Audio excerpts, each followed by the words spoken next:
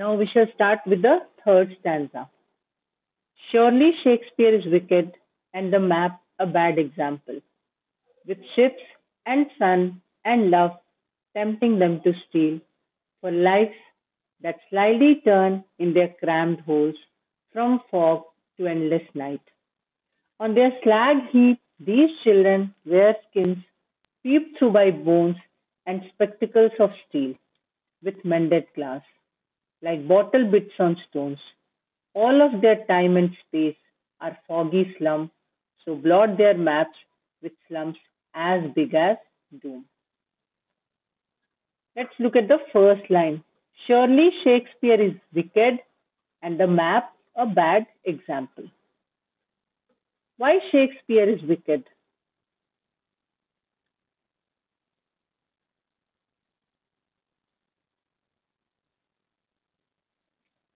The literary excellence of Shakespeare and the scenic beauty portrayed in the map cannot relieve them from their despair.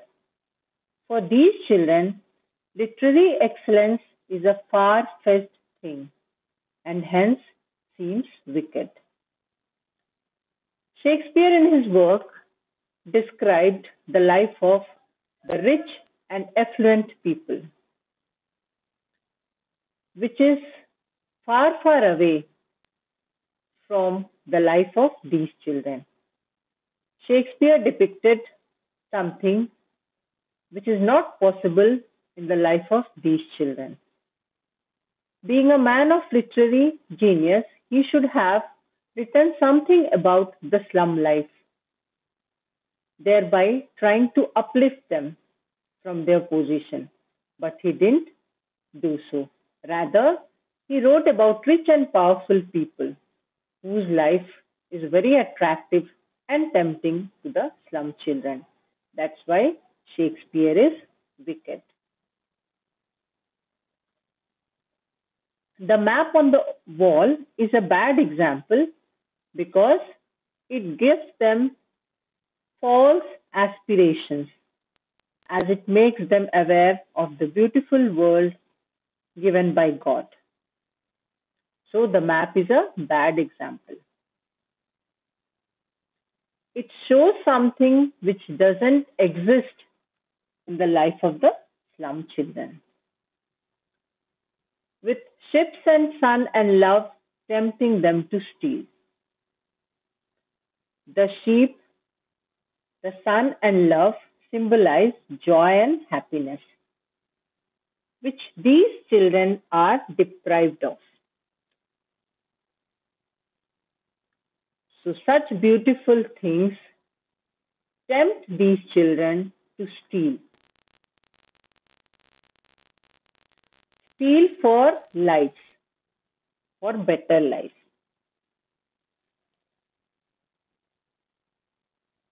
And sometimes these children, they are tempted for wrong means, even stealing to fulfill their dreams. These slum children live in crammed holes. Crammed holes means places which are overcrowded, confined, and restricted.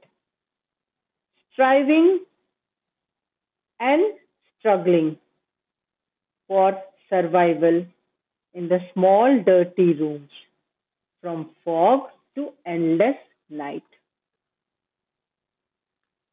So, in their attempt to improve their lots, what happens? They make their life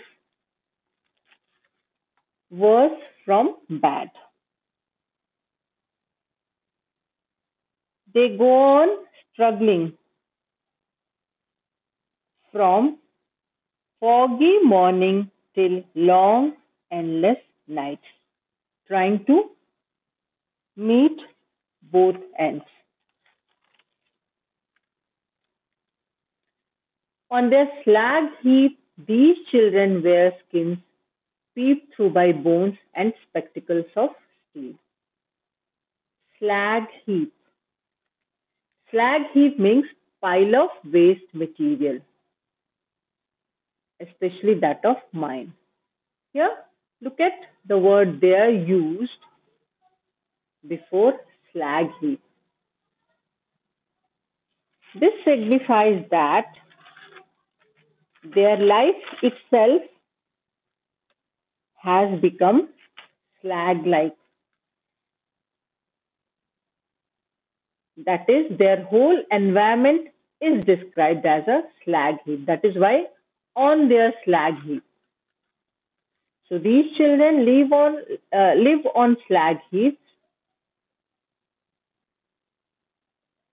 which is pile of waste material, and they are very weak and undernourished.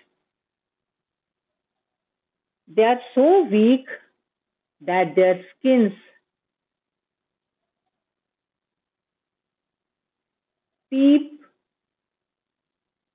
they are so weak that they look like skeletons, and their bones are so prominent that it appears as if the bones are peeping out through their thin skin. Here we have two devices where skins peeped through by bones. This is metaphor. Metaphor which describes the emaciated appearance of the slum children. And then peeped through by bones. This is personification. Here the bones have been personified. What are they doing? They are peeping.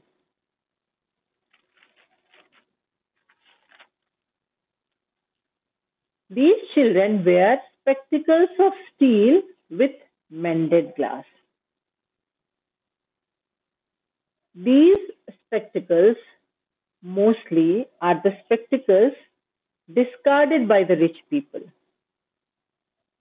That is why they are repaired and worn, mended glass.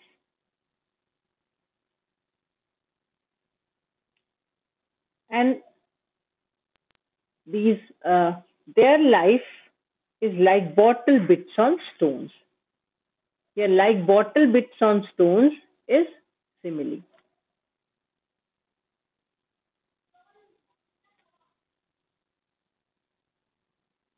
So their life is shattered and broken. Bottle bits on stone indicates that their life itself is shattered and broken, like their world is on a stone. All of their time and space are foggy slums. The foggy slums where they live nightmares. So their world is confined to the foggy slum. All their time and space is restricted to the foggy slum where they live their life like nightmares.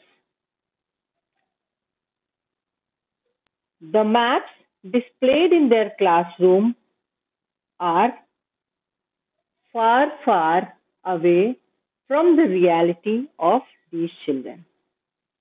So blot their maps with slum as big as doom.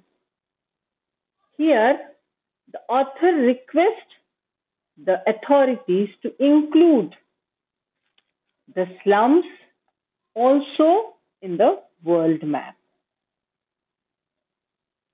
Indirectly, he says that it is urgently required to give these slum inhabitants means and opportunities to lead a dignified and civilized life. So, if these slums are included in the world map, they will be treated as part of the world. And then the world people will try to give some importance to these slum children. They'll try to improve upon their life. So now let's discuss the poetic devices used in this poem.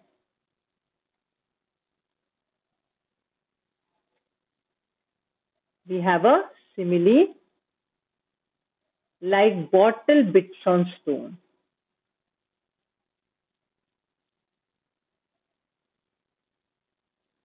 Clear? Then metaphor from fog to endless night. This describes that whatever they do, whatever means they try to improve their lot, their life changes from bad to worse.